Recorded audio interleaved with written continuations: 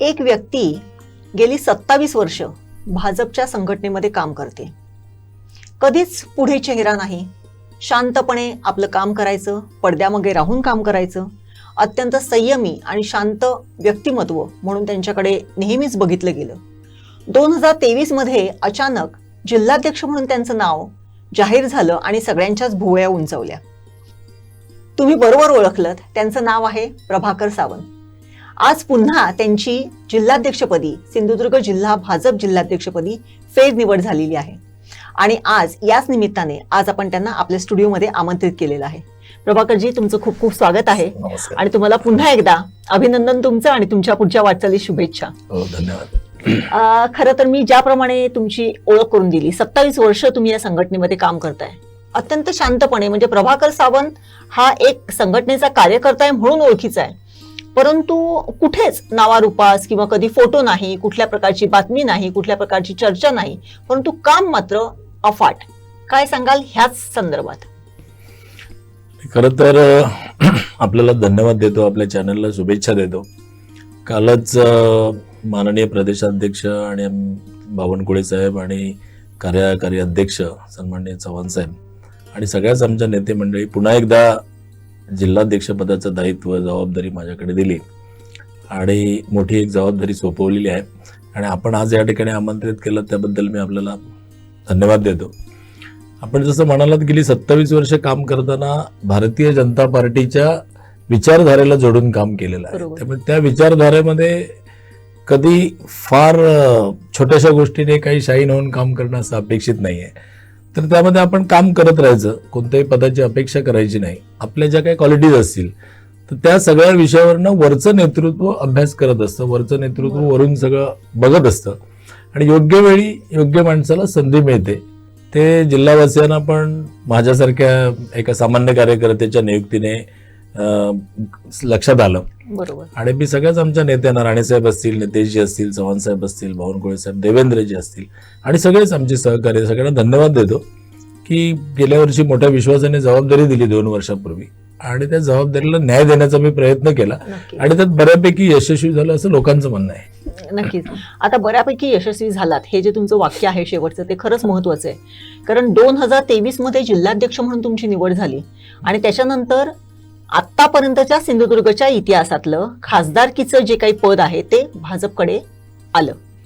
नारायण राणेंच्या रूपाने खासदार भाजपचे आपल्या सिंधुदुर्ग रत्नागिरी जिल्ह्याला, ह्या मतदारसंघाला प्राप्त झाले आणि त्याच्यामध्ये माझ्या माहितीप्रमाणे जिल्हाध्यक्ष पदाचं काम खूप मोठं असते. कारण भाजपमध्ये नारायण राणेंनी येणं, त्यांना खासदारकीचं तिकीट देणं आणि त्याच्यानंतर सगळ्या कार्यकर्त्यांना एकत्र करून, म्हणजे जुने नवे, समर्थक बिनसमर्थक यांना एकत्र घेऊन त्यांना निवडून आणणं खूप मोठी जबाबदारी होती. कशी काय पेलवलीत? जबाबदारी खूप मोठी होती असं म्हणताय आपण, ते बरोबर आहे. पण या जबाबदारी पेलण्यासाठी जे काय प्रशिक्षण लागतं, जो काय सगळा एक आवाका लागतो, तो आमच्या सगळ्या नेत्यांनी, आमच्या पक्षाने तो आमच्या प्रत्येक कार्यकर्त्यामध्ये खरं तर निर्माण करून ठेवलेला आहे. आणि या सगळ्यामध्ये विशेष म्हणजे मी जिल्हाध्यक्ष झाल्यानंतर मोठे राणेसाहेब असतील, नितेशजी असतील, त्यावेळी निलेशजी पण आमच्या सोबत होते. तर ह्या सगळ्या मंडळींनी सुद्धा जिल्हाध्यक्ष पदाचा प्रोटोकॉल सांभाळून अत्यंत चांगल्या पद्धतीने काम करायला दिलं. त्यामध्ये अजिबात कुठल्या गोष्टीची काही कमतरता पडायला दिली नाही. म्हणजे जिल्हाध्यक्ष म्हणून जे घ्यायचे आणि चव्हाण साहेब तर सोबत या सगळ्या विषयामध्ये होते. त्यामुळे एकच करावं लागलं, फक्त सगळ्या कार्यकर्त्यांना भारतीय जनता पार्टीची विचारधारा आहे, संघटनात्मक पद्धती आहे, ही थोडीशी त्यांना अंगवळणी पाडणं इतकं केलं. पण एक आनंद आहे की इतके सगळे चांगले कार्यकर्ते राणेसाहेबांबरोबर इथे आले. खूप चांगल्या क्वालिटीज असलेले सगळे कार्यकर्ते आहेत, त्यामुळे ते पक्षाशी लगेच एकरूप झाले आणि त्या जीवावरच आम्ही लोकसभेचे निवडणूक असेल, विधानसभेच्या तिन्ही युतीमधल्या निवडणुका असतील, विधान परिषद पदवीधरची निवडणूक असेल किंवा ग्रामपंचायत, या सगळ्यामध्ये आपण 100% यश मिळवण्यामध्ये आपण यशस्वी झालो. त्यामुळे तसं फार काही त्या विषयामध्ये त्रास झाले नाहीत, कारण या सगळ्या लोकांनी जिल्हाध्यक्षाचा प्रोटोकॉल व्यवस्थित ठेवून मला खूप चांगल्या प्रकारचं मार्गदर्शन केलं आणि मदतही केली या सगळ्या विषयामध्ये. मला फक्त एकच काम होतं की टीम लीडर म्हणून ज्या काही जबाबदाऱ्या आहेत तेवढ्या करायच्या होत्या आणि हे सगळं करत असताना आनंद असो की जसं एखादं मॅच जिंकताना टीम लिडरला त्याचं क्रेडिट मिळतं, पण त्यातले जे 11-15 जे प्लेयर असतात ते सगळ्यांच्या कामगिरीचं ते एक प्रतिनिधित्व असतं. क्या बात आहे. आणि ते मात्र नक्की या सगळ्या 2-3 इलेक्शनच्या कालावधीमध्ये किंवा माझ्या 2 वर्षाच्या टेन्युअरमध्ये ते मला चांगलं अनुभवायला मिळालं. नक्कीच. आता जसं म्हणालात तुम्ही की जरी म्हणजे सिनियर राणे असतील, नितेश राणे असतील, तेव्हा निलेश राणे होते आणि तत्कालीन पालकमंत्री रवींद्र चव्हाण साहेब, इवन आत्ताचे विद्यमान मुख्यमंत्री देवेंद्र फडणवीस, या सगळ्यांच्या मार्गदर्शनाखाली तुम्ही चांगल्या पद्धतीने इथे करू शकलात.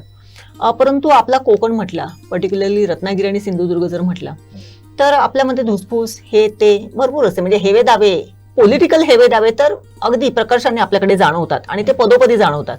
मग ते गावापासून शहरापर्यंत या सगळ्या ह्याच्यामध्ये या कार्यकर्त्यांची दिलजमाई करायला किंवा छोटे छोटे जी काही म्हणजे तुमच्या पक्षाशी विचारधारेला सहमत असणारी माणसं असतील, परंतु काही माणसं नकोत म्हणून काही आकस धरणारी असतील, अशांना एकत्र करण्यामध्ये तुम्हाला काही त्रास झाला का?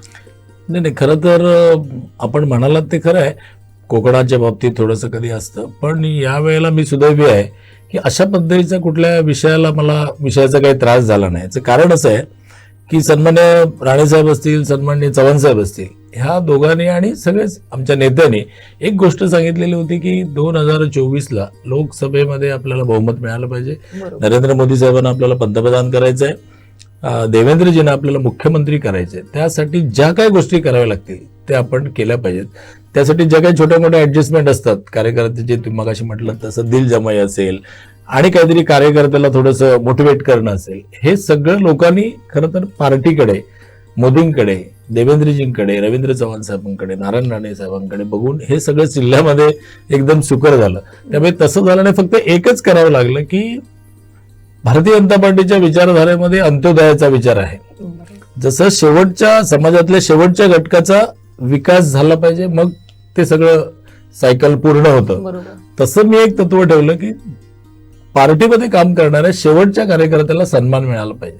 त्याची छोटी छोटी कामं असतील त्याला आपण प्राधान्य दिलं पाहिजे, त्याच्या भेटी घेतल्या पाहिजेत, त्याचा फोन उचलला पाहिजे. ह्या सगळ्या छोट्या छोट्या ज्या गोष्टी आहेत आणि प्रवास थोडा जिल्हाभर वाढवला, इतकंच करावं लागलं. बाकी फार मोठं कोणाची दिलजमाई करा असं नाही, कारण सगळेजण एकच ध्येयाने पेटलेले होते किंवा एका ध्येयाकडे जाणारे होते, भारतीय जनता पार्टीचं 100% सरकार. आणि ह्या गोष्टीचा मला फार उपयोग झाला की हे सगळं विजय मिळवण्यामध्ये. बरोबर. आता आप्पासाहेब गोगटे यांच्या माध्यमातून देवगड जो मतदारसंघ होता तो भाजपने पहिल्यापासून राखून ठेवलेला होता आणि त्यांचं जे काही म्हणजे आप्पासाहेबांच्या निधनानंतर देखील त्यांचं जे काही एक वेगळं तिथला जो प्रभाव होता तो कुठेच कमी झालेला नव्हता. आजही आपण प्रत्येक वेळेस देवगड म्हटलं की पहिल्यांदा आप्पासाहेब गोगटेंची आठवण काढली जाते. त्याच मतदारसंघामध्ये नितेश राणे होते, त्यांनी भाजपच्या तिकिटावरती ते तिथून निवडून आले, साहजिक होतं. परंतु देवगड पासून म्हणजे सिंधुदुर्ग जिल्ह्याच्या एका टोकापासून भाजपचं लोण दोडामार्ग पर्यंत पोहोचवण्यासाठी ते म्हणजे तो जो प्रवाह आहे तो तिथून फास्ट होता, परंतु नंतर त्याचा हळूहळू त्याचा तो थोडासा वेग असतो तो कमी होतो. याच्यामध्ये तुम्हाला काही कसरत करावी लागली का? नाही, कसरत करावी लागली नाही. का भारतीय जनता पार्टीचे काही पॉकेट्स होती, जसं मालवणला काही विषय होता आणि आम्हाला परिवाराची चांगली साथ होती आणि जे काही कार्यकर्ते होते ते जुने जाणती सगळी मंडळी होती. ती कोणत्याही प्रलोभनाला ह्याला त्याला असं बोलून आपल्या पक्षाशी न बोलता आपल्या पक्षाशी प्रामाणिक होती. त्यामुळे बांधा असेल, आमचं पॉकेट होतं, दोडामार्गमध्ये असं होतं की एक काळ असा होता की भारतीय जनता पार्टीने जिल्हा परिषदच्या युतीमध्ये 10 जागा लढल्या आणि 6 आपण जिंकलेल्या. बरोबर. त्यामुळे आमचं 60% आमच्या यशाचं हे होतं. त्यामुळे भारतीय जनता पार्टीचा वोटर होता. फक्त थोडंसं काय झालं की मधल्या सगळ्या कालावधीमध्ये एक चांगलं विनोदजी आमचं नेतृत्व करायचे, विनोदजी थोडे मुंबई आणि बाकी सगळ्यामध्ये व्यस्त झाले आणि त्यानंतर रवी चव्हाण साहेब जे आहेत, रवींद्र चव्हाण साहेब आहेत, त्यांनी जरा कोकणाकडे, केवळ सिंधुदुर्ग नाही तर रत्नागिरीपासून पालघरपर्यंत त्यांनी कोकणाकडे विशेष संघटना वाटीकडे लक्ष द्यायचं ठरवलं आणि गेली एक 10 वर्ष म्हणजे कुडाळच्या निवडणुकीपासून 8-9 वर्ष सक्रियपणे त्याने संघटनेसाठी मोठं योगदान दिलं आणि त्यानंतर संघटनेचा विस्तार होण्यासाठी राणेसाहेब आल्यानंतर ही सगळी मंडळी परत जॉईन झाली आणि त्या सगळ्याचा उपयोग झाला की मोठ्या संख्येने प्रवेश झालेले म्हणजे राणेसाहेबांबरोबर प्रवेश झालेले आणि त्यामुळे भारतीय जनता पार्टी सर्व दूर गेली. म्हणजे आज आपल्याकडे 922 बूथ आहेत. 922 बूथवरची आमची रचना परिपूर्ण आहे. म्हणजे 922 बूथवर आमच्याकडे ऑन रेकॉर्ड 30-31 कार्यकर्त्यांचा आमच्याकडे डाटाच आहे, म्हणजे कार्यकर्ते सक्रिय आहेत. बरोबर. आमच्या मंडलाच्या रचना पूर्ण आहेत, जिल्ह्याच्या रचना पूर्ण आहेत. आमच्याकडे महिला आघाडी असेल, युवा मोर्चा असेल, अनुसूचित जाती मोर्चा, किसान मोर्चा, अशा क्रीडा प्रकोष्ठ आमचा, अशा सगळ्या गोष्टींची आमच्याकडे रचना आहे पूर्ण. बरोबर. त्यामुळे तो तसा काय प्रवास जो होता तो संघटनेकडे लक्ष देण्याचा आणि संघटनेला ताकद देण्याचं काम चव्हाण साहेबांनी केलं. राणे साहेब आल्यानंतर ती सगळी मंडळी संख्येने मोठी झाली. त्यामुळे ते पूर्ण जिल्हाभर आपल्याला ते सगळं करता आलं. आणि ते केलं म्हणूनच जरी युतीमध्ये दुसऱ्या पक्षाने सीट लढल्या, कुडाळ मालवण असेल किंवा सावंतवाडी असेल, तर त्या निवडणुका मात्र भारतीय जनता पार्टीच्या नेतृत्वाखाली आणि भारतीय जनता पार्टीच्या कार्यकर्त्यांनीच जिंकून खेचून आणलेला आहे विजय तो. नक्कीच. ह्या तुमच्या वाक्यावरती मी नंतर येते, पण त्याच्या अगोदर मला तुम्हाला एक विचारावंसं वाटते. ज्यावेळेस आता तुम्ही म्हणालात की भाजपचे म्हणजे जे काही तुमचं संघटन होतं ते होतंच, परंतु राणेसाहेब आल्यानंतर अनेक पक्षप्रवेश झाले. त्यानंतर एक सर्वसाधारण पूर्ण म्हणजे एक अशी चर्चा होती, जुने आणि नवे. हा जुन्या नव्यांचा जो काही थोडासा ग्रज होता मनांमध्ये की बाबा आम्ही बेसिक कार्यकर्ते आहोत, आम्ही जुने कार्यकर्ते आहोत, आमच्याकडे बघितलं जात नाही, ते नवीन आले त्यांच्याकडे बघितलं जाते, हे जे काही होतं त्याचा त्रास तुम्हाला झाला का? नाही, खरं तर नवे जुने हा वाद प्रत्यक्षात असण्यापेक्षा तो विरोधी पक्षाने थोडं त्याला जास्त हे दिलेलं होतं. विरोधी पक्षाने म्हणजे विरोधी पक्षाने जुन्या कार्यकर्त्यांना एक वेगळं सांगायचं, नवीन कार्यकर्त्यांना वेगळं सांगायचं, असं करत करत तो नसलेला वादही क्रिएट करण्यामध्ये त्यांची ती एक मोडस ऑपरेंडी होती विरोधकांची, की राणे आणि भारतीय जनता पार्टीची संघटना आणि राणे साहेबांची पूर्ण ताकद एकत्र झाली तर पुढच्या खूप कालावधीपर्यंत एकरूप झाली तर पुढचे कैक वर्ष आपल्याला इथे सत्तेत राहता येणार नाही. मग ते स्थानिक स्वराज्याच्या संस्था असेल, राज्याची असेल किंवा खासदारकीची असेल. आणि त्यांचा अंदाज बरोबर होता, त्यासाठी ते सगळे प्रयत्न करत होते. पण कार्यकर्ते, जुन्या कार्यकर्त्यांना पण माहित होतं, कारण आम्हाला वरून एक सांगितलेली गोष्ट होती की नवीन पक्षप्रवेश होतात आणि ती माणसं ज्यावेळी आपल्या पक्षात होतात ते घरात आपल्या नवीन सून येते ना त्यासारखं असतं. तिचं पण एक घर असतं, तिचा एक स्वभाव असतो आणि हे सगळं सोडून येते तर तुमच्याशी रुळायला, तुमच्याशी जमून घ्यायला थोडासा वेळ लागेल. तो वेळ आपण दिला पाहिजे आणि सुनेने पण लक्षात ठेवलं पाहिजे की या सगळ्या परिवाराचे काही नियम आहेत, या परिवाराचं काही त्यांचं सगळं विचारसरणी आहे, तर त्याला एकरूप आपण होऊन घेतलं पाहिजे. म्हणजे त्यामुळे दोघांनी ते सगळं जोडून घेतलं पाहिजे, ऍडजस्टमेंट केली पाहिजे. आणि ती आमच्याकडे फार लवकर झाली असं म्हणायला हरकत नाही. म्हणजे 19ला हे सगळं झालं, एकत्रीकरण झालं आणि 19 नंतर लगेच आम्ही ग्रामपंचायतच्या सगळ्या निवडणुका 90% निवडणुका जिंकल्या. त्यामुळे कुठे मतभेद होता असं नाही, पण तो विरोधी पक्षाने त्यावेळी ते केलेलं आणि त्यांचा अंदाज बरोबर होता. आता एकरूप झाल्यानंतर तुम्ही बघितल्यानंतर कुठेही त्यांना आपण सत्तेत काही ठेवलं नाही. बरोबर. की खासदारकीच्या निवडणुकीला तर येणारच नाही अशा भ्रमात म्हणण्यापेक्षा त्याने आत्मविश्वासात होते ते. पण आम्ही निवडणूक जाहीर झाल्यानंतर चव्हाण साहेबांना आकडेवारी दिलेली, मी जिल्हाध्यक्ष असल्यामुळे, आणि त्याला सांगितलं 1,00,000 मताधिक्य आम्हाला मिळेल. आणि तुम्हाला सांगतो 99,700 समथिंग मताधिक्य मिळालं. म्हणजे इतक्या कार्यकर्त्यांचा आणि आपल्या संघटनेबद्दलचा अंदाज आम्हाला सगळ्या पदाधिकाऱ्यांना होता आणि तो हे झालं ठीक, म्हणजे बरोबर झालं. जसं तुम्ही म्हणालात की एवढं सगळं म्हणजे आपण युती होती आणि एवढं सगळं संघटन सांभाळताना, सगळे पक्षप्रवेश किंवा हे सगळं करत असताना युती धर्म म्हणून भाजपच्याच ताकदीवरती उर्वरित जे मतदारसंघ 2 आहेत त्यांचे जे काही आमदार आहेत किंवा तिथले जे तुमचे कॅन्डिडेट होते ते निवडून आलेले आहेत. या संदर्भातला म्हणजे या वक्तव्याच्या वरती मध्यंतरी सुद्धा खूप थोडंसं शब्दाशब्दी झालेली होती की प्रत्येक जण म्हणतो की मी माझं संघटन सांभाळणार, तुम्ही म्हणाल की आम्ही आमचं संघटन सांभाळणार. मग त्या याच्यामध्ये वाटीतलं ताटात, ताटातलं वाटीत, याच्यावरून भरपूर काय काय शब्दांचा शाब्दिक उहापोह झालेला होता. एकूणच युती म्हटली की थोडंसं हे रस्सीखेच किंवा ताणाताणी ही थोडीशी होणार, परंतु एकत्रित मग जेव्हा तुम्ही युती म्हणून जेव्हा एखाद्याच्या समोर किंवा सर्वसामान्य कार्यकर्त्यांच्या समोर, जनतेच्या समोर किंवा तुम्ही रिप्रेझेंट करता, त्यावेळेस हे सगळं बघताना कसं काय थोडंसं मिसमॅचिंग वाटत नाही का? नाही, कसं आहे, युतीचा अर्थ एक समजून घेतला पाहिजे की युती ही कुठल्याच, म्हणजे ती देशपातळीवर असेल, राज्य पातळीवर असेल किंवा एखाद्या ग्रामपंचायतीमध्ये आपण करतो, ती युती ही निवडणुकीच्या दरम्यानची एक व्यवस्था आहे किंवा सरकारला काही त्याचं संख्याबळ कमी पडतं तर त्यावेळेची एक व्यवस्था आहे. पण या व्यवस्थेच्या पलीकडे सुद्धा पक्षाचं स्वतंत्र अस्तित्व आहे. म्हणजे ती युती झाली, आपला जो काही कार्यभाग असतो तो झाला, आपल्याला जो काही विजय मिळवायचा तो आपण मिळवला की त्यानंतर प्रत्येक संघटना ही आपली संघटना वाढवण्यासाठी आपल्या संघटनेचे स्वतंत्र अजेंडे घेऊन काम करते. आणि मग इलेक्शन पर्यंत ते सगळं होतं. इलेक्शनला भारतीय जनता पार्टी मोठ्या संख्येने होती. राणेसाहेबांच्या नेतृत्वाखालीच आम्ही सगळेजण होतो, खासदारांच्या, चव्हाण साहेबांचं नेतृत्व होतं, नितीशजी होते. आणि हे सगळं असताना आणि खरं तर त्या मतदारसंघाचं बोलायचं तर निलेशजी राणे सुद्धा आमच्याबरोबरच काम केलेले होते.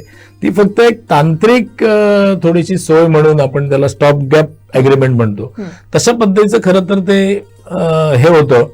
आणि त्यामुळे पूर्ण निवडणुकीचं सगळं सांभाळताना भारतीय जनता पार्टी म्हणूनच केलं गेलं, कारण ते आमचेच नेते होते. त्यामुळे ते त्यावेळी झालं, निवडणुका आपण सगळ्या जिंकल्या. त्यानंतर मात्र प्रत्येक संघटनेला आपली ताकद वाढवली पाहिजे. जेव्हा उद्या वरिष्ठांनी सांगितलं की बाबा या विषयामध्ये युती करा, युती करायची, आपण वरिष्ठांचं ऐकायचं, युती करू नका, स्वबळावर लढायचं. आणि मग स्वबळावर लढायचं झालं तर आपली ही ताकद वाढली पाहिजे. युतीमध्ये ताकद आपण वाढवून चालत नाही. म्हणजे ह्या सगळ्या गोष्टी ठेवायला पाहिजे. मागे मी एकदा बोलताना असं कोणाला तर आपण नॉनव्हेज खातो, जेवतो पिवतो, संध्याकाळी त्याच्यानंतर थोड्या वेळाने आपण आईस्क्रीम वगैरे खातो आणि असं काही ते सगळं करतो, पण त्याच्यासोबत आईस्क्रीम खात नाही ना. त्यामुळे ते स्वतंत्र असतं. आईस्क्रीमचं स्वतंत्र अस्तित्व हे सगळं जाणार शेवटी पोटात, तिथे युती होईल त्याची. पण जोपर्यंत वेगवेगळ्या आहेत तर त्याचं संघटना वाढीमध्ये त्या वेगवेगळ्याच राहिल्या पाहिजेत. आणि त्यातून मग प्रत्येकजण प्रयत्न करणार. आमच्या युतीतले बाकीचे प्रश्न आहेत, पक्ष आहेत, ते सुद्धा आपलं संघटना बळ वाढवायचा प्रयत्न करतात. ते तसं करतायत. भारतीय जनता पार्टी आपल्या पद्धतीने करते. त्यामध्ये काही चुकीचं नाही. लोकांना ते आता लक्षात येते हळूहळू की बाबा असं असतं म्हणून. नक्कीच. या सगळ्या गोष्टींमध्ये आता जसं तुम्ही म्हणालात की लोकांना थोडंसं लक्षात येतंय, परंतु पर्टिक्युलरली आपण कुडाळ मालवण मतदारसंघ म्हणा किंवा सावंतवाडी मतदारसंघ म्हणा की जिथे शिवसेनेचे कॅन्डिडेट तुम्ही निवडून आणले, या सगळ्या परिस्थितीमध्ये खरा जो काही हा जो काही बोलण्याचा जो काही ओढा आहे तो कुठून सुरू झाला की ज्यावेळेस तुमची पक्ष नोंदणी सुरू झाली त्यावेळेस हे जास्ती प्रकर्षाने जाणवायला लागलं.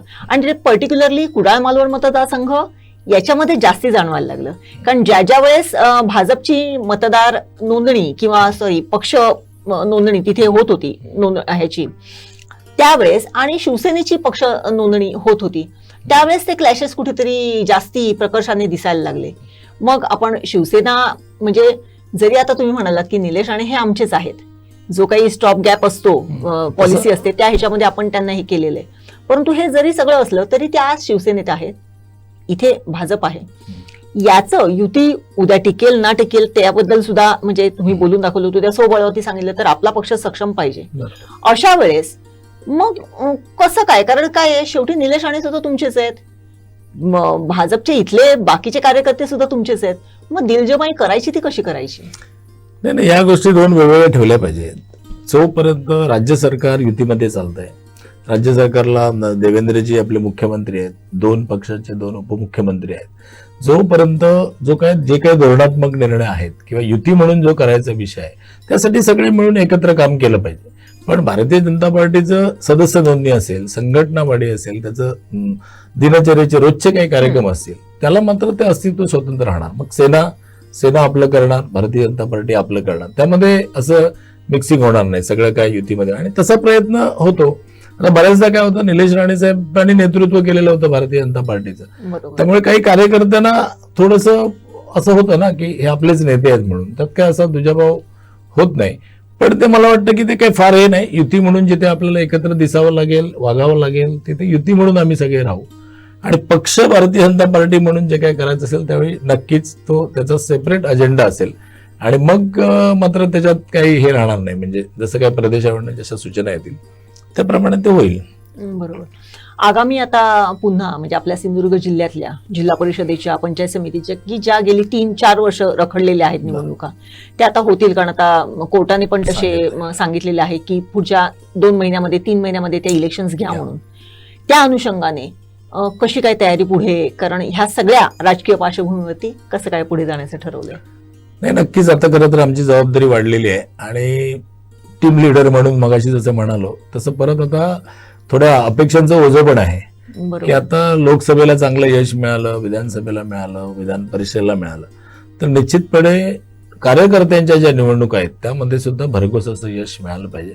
आणि मला विश्वास आहे की जिल्हा परिषद असेल, सगळ्या पंचायत समिती असतील, नगरपालिका असतील, तर यामध्ये भारतीय जनता पार्टीचं वर्चस्व नक्कीच राहील. युतीमध्ये लढलो किंवा काय झालं तरी भारतीय जनता पार्टी हा त्यातला मोठा भाऊ असेल असं म्हणायला काही हरकत नाही. त्या दृष्टीने आमचे प्रयत्न चालू आहेत. एकतर त्या सदस्य नोंदणीमध्ये आम्हाला एक मॅन्डेट असा मिळाला की साधारणतः 2,73,000 मतं युतीच्या सगळ्याला मिळालेली विधानसभेला आणि 2,37,000 मतं साधारणतः लोकसभेला मिळालेली युतीला, नाही भारतीय जनता पार्टी 2 पक्षांना, आणि 2,73 हे आहेत. त्यातली 1,70 आमची नोंदणीच झाली. म्हणजे भारतीय जनता पार्टीचं ऑनलाईन नोंदणी केलेले 1,70 आहेत. उरलेल्यामध्ये सरकारी कर्मचारी असतील, बाकीचे पक्ष असतील, सगळे असतील. त्यामुळे आमची तयारी झाली. भारतीय जनता पार्टीच्या सगळ्या लोकांना आपण जोडून घेतलेलं आहे. दुसरं, आम्ही लोकसभा आणि विधानसभेत जे काही प्रयोग केले की कार्यकर्ते तर आपले असतात, त्यांना सांभाळणं, त्यांच्या बैठका चालू होतात, पण त्या कार्यकर्त्यांच्या पलीकडे काही की वोटर्स असतात, जी समाजातला एलाइट क्लास असतो, तो निवडणुकांपासून लक्ष ठेवून असतो, पण तो थोडासा अलिप्त असतो. त्या सगळ्यांना आम्ही प्रवाहात म्हणता येणार नाही, पण त्यांना भारतीय जनता पार्टीशी जोडण्यामध्ये आम्ही यशस्वी झालो. त्यामुळे तुम्ही बघाल की एकही निगेटिव्ह नरेटिव्ह या निवडणुकीच्या दरम्यान निर्माण झाला नाही. कारण त्या लोकांना मोदी, देवेंद्रजी किंवा जिल्ह्यातलं आत्ताचं जे काही प्रस्थापित आपण नेतृत्व आहेत त्या सगळ्यांबद्दल एक आदर आहे. आणि तोच सगळा प्रकार जो आहे या सगळ्यांशी आपण संबंध ठेवला, तोच आम्ही पुढे नेणार. त्यामुळे मला विश्वास आहे की जिल्हा परिषद निवडणुका, पंचायत समितीमध्ये आपण चांगल्या पद्धतीने विजय त्यामध्ये मिळवू, त्यात काही मलाही वाटत नाही. आणि ती तशी तयारी चालू आहे, प्रवास चालू आहेत, आमचे बैठका चालू आहेत. या सगळ्यामध्ये अजून एक उल्लेख केला पाहिजे की 2.5 वर्षामध्ये 2.5-3 वर्ष जी काही सत्तेची मिळाली त्यामध्ये सन्माननीय चव्हाण साहेबांनी प्रचंड विकासाची कामं इकडे दिली आणि संघटनेच्या कार्यकर्त्याला सुद्धा वैयक्तिक स्तरावर जाऊनही चांगलं बळ दिलं. मग ते आर्थिक असेल किंवा काय असेल, कार्यकर्त्याच्या अडचणी काय आहेत या सगळ्या त्यांनी बघितल्या. सेम तिकडे नितेश राणे साहेब पालकमंत्री झाले, तुम्ही बघत असाल तर तो माणूस म्हणजे आश्चर्य करावं असं आहे की पूर्ण दिवस रात्र मेहनत चालू आहे. आपल्या मतदारसंघापुरतं मर्यादित अगोदर होते, आता पालकमंत्री झाल्यानंतर जिल्ह्यातल्या प्रत्येक घटकापर्यंत पोहोचायचं, प्रत्येक बैठका, प्रत्येक विषय हँडल करतायत. त्यामुळे आम्ही त्या पातळीवर सुद्धा म्हणजे संघटनात्मक ही गोष्ट समजा आपण संघटनेने केली, पण नेता म्हणून, पालकमंत्री म्हणून त्यांचं काम, मागील पालकमंत्री ह्यांचं काम, यामध्ये सुद्धा लोकांनी चांगली पोचपावती दिलेली आहे आणि त्याचं सगळ्याचं प्रतिबिंब तुम्हाला झेडपी आणि पंचायत समितीला नक्कीच पाहायला. नक्कीच. आता जिल्हाध्यक्ष म्हणून पुन्हा एकदा ही अत्यंत महत्वाची धुरा तुमच्या खांद्यावरती पुन्हा एकदा ठेवलेली आहे. इलेक्शनचा म्हणजे आता त्या इलेक्शन्स होत्या ह्या मास म्हणजे वरच्या पातळीवरच्या नेत्यांच्या होत्या. ह्या असतात, ह्या जिल्हा परिषद पंचायत समिती ह्या गावागावातल्या असतात. तिथे प्रत्येक जण एकमेकाला ओळखत असतो आणि प्रत्येक जणांची मेक किंवा काय हे आहे ते प्रत्येकाला माहिती असते. अशा वेळेस एक कसोटी म्हणून ह्या तुम्ही इलेक्शन्सकडे बघता का? कारण वेगळं म्हणजे वातावरण असं म्हणता येणार नाही, परंतु लोकांचा कल, प्रवाह आणि त्यांना जसं तुम्ही म्हणताय की मगाशी जसं विरोधकांनी काही गोष्टी पसरवलेल्या होत्या, पसरवणं इज व्हेरी सिम्पल थिंग. आणि आज लोकांची म्हणजे तशी मानसिकता एवढी तरल झालेली आहे की कोणी म्हणजे हा बाबा आज ह्याने सांगितलं ना हो हो असंच असणार आहे, उद्या त्यांनी सांगितलं हो असंच असणार आहे, म्हणजे जो ठामपणा किंवा निर्णय हे कुठेतरी थोडंसं वोलेटाईल व्हायला लागलेलं आहे. या पार्श्वभूमीवरती तुम्ही ह्या निवडणुकांकडे कशा पद्धतीने बघाल? कसं आहे की आमच्या सगळ्या नेत्यांनी आणि संघटनेच्या सगळ्या पदाधिकाऱ्यांनी आपली जी कार्यकर्त्यांवरची गावागावामध्ये जी काही मांड आहे ती अशी पक्की ठेवलेली आहे, संपर्क दांडगा आहे. त्यामुळे त्या गोष्टीला मगाशी मी म्हटलं जर सगळ्याच बाजूने विकास कामं असतील, कार्यकर्त्यांचे वैयक्तिक काही विषय असतील, या सगळ्यामध्ये आम्ही काही कुठे कमी पडलेलो नाही. त्यामुळे तसं होणार नाही. दुसरा तुम्ही विचारलं नाही पण तुमच्या मनातला प्रश्न की ह्या सगळ्या विषयामध्ये आता विजयच विजय आहे तर उद्या उमेदवार हे ते यात कसोटी लागेल का असं तुम्हाला खरं तर म्हणायचं असेल. पण त्यामध्ये एक चांगली सिस्टीम भारतीय जनता पार्टीची आहे. म्हणजे आता आमच्या अलीकडे मंडल अध्यक्षाच्या निवडणुका झाल्या, आता जिल्हाध्यक्षांच्या निवडणुका म्हणण्यापेक्षा नियुक्त्या झाल्या. तर त्या सगळ्यामध्ये आमची एक कमिटी, पार्लमेंटरी बोर्ड एक असतं आणि त्या पार्लमेंटरी बोर्डचा निर्णय हा शेवटी असतो. कोणाला एकाला वाटलं म्हणून तसं होत नाही. त्यामुळे जिल्हा परिषदचं असेल किंवा कुठल्याही सीट वाटपाचा विषय असेल तर ती पहिलं जिल्हास्तरीय कोर कमिटी जी आहे आमची ती त्याच्यावर विचार करेल, त्याच्यावर मार्ग काढेल. त्याच्या पलीकडे जाऊन आणि काही गरज लागली तर आपण प्रदेशाकडे कळू. आणि त्यामुळे होईल. आणि नंतर मग प्रदेशाकडून एकदा जो काही विषय येतो किंवा जिल्हा कोर कमिटीकडनं येतो त्याच्यावर शक्यतो काही बहस होत नाही. म्हणजे त्या सगळ्या विषय झाला की तो सगळ्यांना निर्णय मांडणे असतो, त्यामुळे तो काय विषय येणार नाही. आणि जसं लोकांचा आणि जनतेचा सांगितलं त्यांचा विश्वास संपादन झालाय. सन्मान्य मोदी साहेबांनी इतकी कामं केली आहेत किंवा देवेंद्र यांच्या सरकारने सुद्धा गेल्या 100 दिवसाच्या ह्याच्यामध्ये, आणि त्याच्यात कोकणाला खूप उपयोग होईल. म्हणजे जो मच्छीमारांना आपण कृषी याचा दर्जा दिला ते खूप मोठं काम आहे. आता अनेक छोटे छोटे प्रश्न आहेत. म्हणजे मला वाटतं शिक्षक संघटना आहे ते सारखं बसत असतात. आमचा प्रयत्न असा आहे की त्या सगळ्यांना त्यांच्या सगळ्यांच्या प्रश्नाचे तड लावून द्यायचे. त्यामुळे समाजातला कुठलाही घटक, नोकरदारी असेल, शेतकरी असेल, मासेमारी करणारा असेल, ह्या सगळ्या लोकांच्या सगळ्या जे काही प्रलंबित विषय आहेत त्याच्यावर आपण लवकरात लवकर निर्णय घ्यायचे. 100 दिवसाचा कार्यक्रम झाला, त्यात सिंधुदुर्ग 2 नंबरला होता. पूर्ण म्हणजे साहेबांचं मंत्रालय वगैरे, आता नितेश राणे साहेबांचं. आता तसंच पुढच्या काही दिवसामध्ये काही कार्यक्रम आहेत, त्या सुद्धा कार्यक्रमामध्ये सुद्धा आपण चांगलं लोकहिताचे कार्यक्रम करू. त्यामुळे निवडणुकीला याच्याच काही अडचण येण्याची गरजच नाही. पुढची 3 वर्ष आता माझ्या माहितीप्रमाणे पुन्हा एकदा जिल्हाध्यक्ष पदाची जबाबदारी तुम्हाला मिळालेली आहे. आतापर्यंत म्हणजे जे जिल्हाध्यक्ष, कुठल्याही पक्षाचा जिल्हाध्यक्ष असतो त्याला एक वेगळं वजन असते, वेगळं म्हणजे त्याला एक वेगळा आव असतो. तो स्वतः देखील त्या ह्याच्यामध्ये वावरत असतो. पण तुमच्याकडे बघितल्यानंतर तुम्ही गेली 2 वर्ष हे जिल्हाध्यक्ष भाजपचे आहात, की जी एक लिडिंग पार्टी आहे आपल्या भारतातली. खासदार आपल्या इथले भाजपचे आहेत, एवढी मोठी शक्ती ह्या माणसाच्या मागे आहे. असं कुठेच तुमच्या आविर्भावात, तुमच्या वावरण्यात कुठेच दिसत नाही. एवढा साधेपणा, एवढा हे कसा काय तुम्ही आणता आणि हे कसं बॅलन्स ठेवता? कारण कुठल्याही पक्षाचा जिल्हाध्यक्ष म्हटल्यानंतर त्याचं स्टेटस खूप मोठं असते. आता जसं म्हणालात की त्याला विचारल्याशिवाय कॅन्डिडेट कुठला निश्चित केला जात नाही, किंबहुना तो होत नाही. एवढं म्हणजे आता पुढे तर खूपच आहे तुम्हाला याच्यासाठीची संधी. पण हे सगळं कुठेतरी एकदम फार प्युअर आणि एकदम शांत नदीचा प्रवाह चाललेला आहे, कुठेच कळवळ नाही, खळखळ नाही. कसं काय मॅनेज करता? नाही, खरं तर मी जिल्हाध्यक्ष झालो त्यावेळी 1-2 असे प्रवाद होते की इतक्या आक्रमक मंडळींना घेऊन शांत स्वभावाचा माणूस त्यांचं नेतृत्व कसं करेल, असे काही प्रश्न पत्रकार मित्रांनी सुद्धा विचारलेले होते. पण मी काही उत्तर दिलं नव्हतं त्याला, आणि कामाने त्याला उत्तर मिळालं. दुसरं असं आहे की एकदा ची जबाबदारी म्हणजे मी भारतीय जनता पार्टीच्या जिल्हाध्यक्षपदी नियुक्त झालो असं म्हणत नाही. भारतीय जनता पार्टीच्या जिल्हाध्यक्षपदाची जबाबदारी माझ्यावर आहे. त्यामुळे एकदा माणसाने नेतृत्व करणाऱ्याने निश्चित केलं की ही आहे ती 3 वर्ष 2 वर्ष असं ठराविक कालापुरती विशेष काम करण्यासाठी दिलेली जबाबदारी आहे. म्हणजे आपण केवळ एक विश्वस्त आहोत, ते स्वतःचं असं त्यामध्ये काही नाहीये. स्वतःचं फार असेल तर आपण जी काही मेहनत घेतो किंवा थोडंसं काहीतरी आपली त्यातली हुशारी असेल, अभ्यास असेल, तितकंच स्वतःचं आहे. त्यामुळे तो आब असणं गरजेचं आहे. आणि आजकाल सगळ्या लोकांना, सगळं समस्त लोक आहेत ना, त्या सगळ्यांना थोडं हे पाहिजे. म्हणजे समोर जे नेतृत्व करणारी माणसं आहेत ती फार आक्रस्ताळी वगैरे असून चालत नाहीत. म्हणजे तो हे आहे, तुम्ही सगळ्याच नेत्यांकडे बघा. आणि भारतीय जनता पार्टीच्या सगळे नेते मंत्री वगैरे असतील तर आमची जेव्हा मुंबईत वगैरे बैठका असतात त्यावेळी सगळेजण एकाच रांगेमध्ये, म्हणजे तो जिल्हाध्यक्ष, तालुकाध्यक्ष असला आणि कोण असला तर बैठकीमध्ये, आणि मंत्री असतील सगळेजण एकाच रांगेमध्ये आपलं ताट घेऊन उभे राहतात. ती आमच्याकडे पद्धती आहेत. त्यामुळे बऱ्याच लोकांच्या बाबतीत बघितलं तुम्ही तर असं कुठे आब रुबाब असं काय करण्याची गरज नाही. आणि मला वाटतं ते असूही नाही. आपली कन्सेप्ट क्लिअर असायला पाहिजे. आणि नुसता रुबाब किंवा असा मोठा आब राखल्यामुळे माणूस काय मोठा होतो असं याच्यावर आमचा तर बिलकुल विश्वास नाही. तो कर्तृत्वाने झाला पाहिजे, लोकांमध्ये मिसळला पाहिजे, असं व्हायला पाहिजे. नक्कीच. एकूणच आपण बघितलं प्रभाकर सावंत यांची भाजपच्या सिंधुदुर्ग जिल्हा भाजपच्या जिल्हाध्यक्षपदी पुन्हा एकदा निवड झालेली आहे. खरं तर इथे प्रकर्षाने मला एक सांगावंसं वाटते की गेल्या कित्येक वर्षात भाजपचे अनेक जिल्हाध्यक्ष ह्या सिंधुदुर्ग जिल्ह्यामध्ये झाले. मात्र प्रभाकर सावंतांचं ते एक कोइन्सिडन्स असेल किंवा त्यांचं कर्तृत्व असेल, त्यांनी जे काही संघटन केलं, त्यांनी जे आतापर्यंत जे काही मिळवलं ते असेल, परंतु त्यांच्या कार्यकालामध्ये भाजपचे खासदार, भाजपला अत्यंत चांगली परिस्थिती सिंधुदुर्ग जिल्ह्यामध्ये त्यांनी आणून दिलेली आहे. आणि या सगळ्याचं द्योतक त्यांच्या ह्या कामामधून निश्चितच दिसून येते.